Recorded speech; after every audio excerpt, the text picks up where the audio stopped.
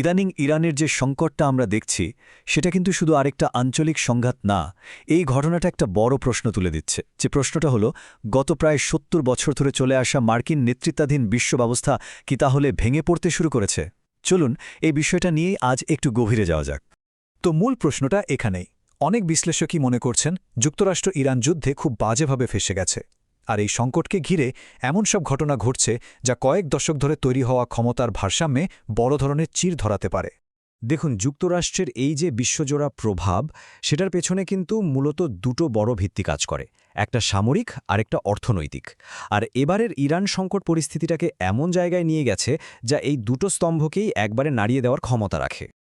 আচ্ছা, তাহলে চলুন প্রথম স্তম্ভটা নিয়ে কথা বলা যাক। এটা হলো আমেরিকার সামরিক নেটওয়ার্ক, যার একেবারে কেন্দ্রে রয়েছে ন্যাটো। এই জোটটাই বিশ্বজুড়ে মার্কিন সামরিক প্রভাব বিস্তারের সবচেয়ে বড় হাতিয়ার।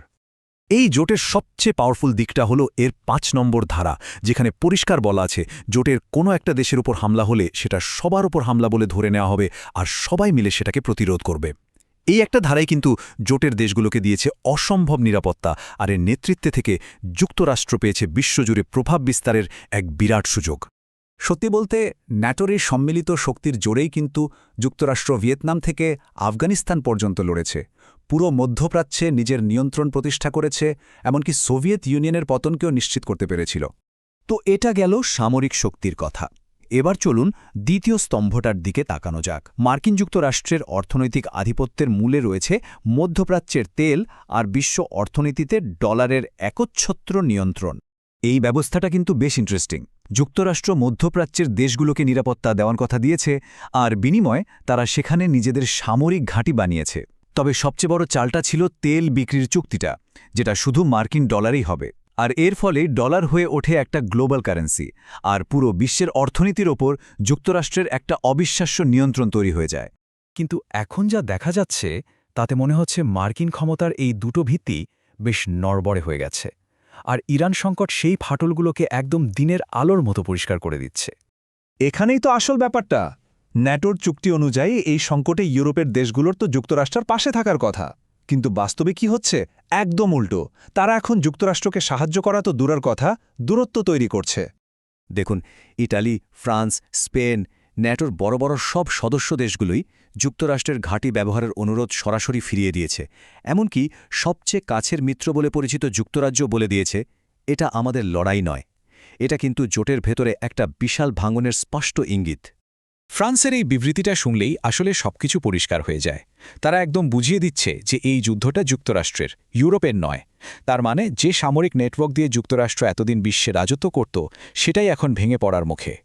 তো এই স্তম্ভগুলো যখন এভাবে নড়ে যাচ্ছে, তখন যুক্তরাষ্ট্র পড়েছে এক মহা চাপের মধ্যে। এমন এক পরিস্থিতি যেখানে কোনো সহজ পথই আর খোলা নেই। তাদের সামনে এখন যা আছে দুটোই খারাপ বিকল্প। যুদ্ধবিরতির জন্য ইরানের প্রাথমিক শর্তগুলোর একটা হল বিশাল অঙ্কের ক্ষতিপূরণ। আর সেই পরিমাণটা কত জানেন? প্রায় $1 ট্রিলিয়ন সমান। এটা থেকেই বোঝা যায় আলোচনার শর্তগুলো কতটা কঠিন হতে চলেছে। যুক্তরাষ্ট্র এখন যে উভয় সংকটে পড়েছে সেটা হলো, যদি তারা যুদ্ধ চালিয়ে যায় তাহলে ইউরোপের সাহায্য ছাড়া একা একা লড়তে হবে। এর আর্থিক খরচ বিপুল, আর হরমুজের মতো গুরুত্বপূর্ণ বাণিজ্য পথগুলো বন্ধ হয়ে যেতে পারে। আর যদি তারা ইরানের শর্ত মেনে যুদ্ধবিরতি করে, তাহলে তো সেটা হবে একরকম পরাজয় মেনে নেওয়ার মতোই। সেক্ষেত্রে হরমুজ প্রণালী ইরানের নিয়ন্ত্রণে চলে যাবে, আর মধ্যপ্রাচ্যে মার্কিন প্রভাব প্রায় শূন্যের কোঠায় নেমে আসবে। তাহলে এই পুরো ঘটনাটা কি বিশ্ব ব্যবস্থায় কোনো বড় পরিবর্তনের ইঙ্গিত দিচ্ছে?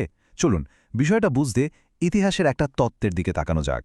ইতিহাসবিদ পল কেনেডির একটা বিখ্যাত তত্ত্ব আছে, নাম ইম্পেরিয়াল ওভারস্ট্রেচ। সহজ ভাষায় বললে, বড় শক্তিগুলোর পতন তখনই শুরু হয় যখন তাদের সামরিক খরচ আর বিশ্বজুড়ে দেওয়া প্রতিশ্রুতিগুলো তাদের অর্থনীতির ওপর পাহাড় সমান চাপ তৈরি করে।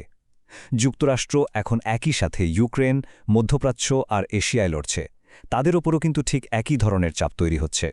তবে এখানে একটা কথা পরিষ্কারভাবে বোঝা দরকার, যুক্তরাষ্ট্র এখনও বিশ্বের সবচেয়ে শক্তিশালী দেশ।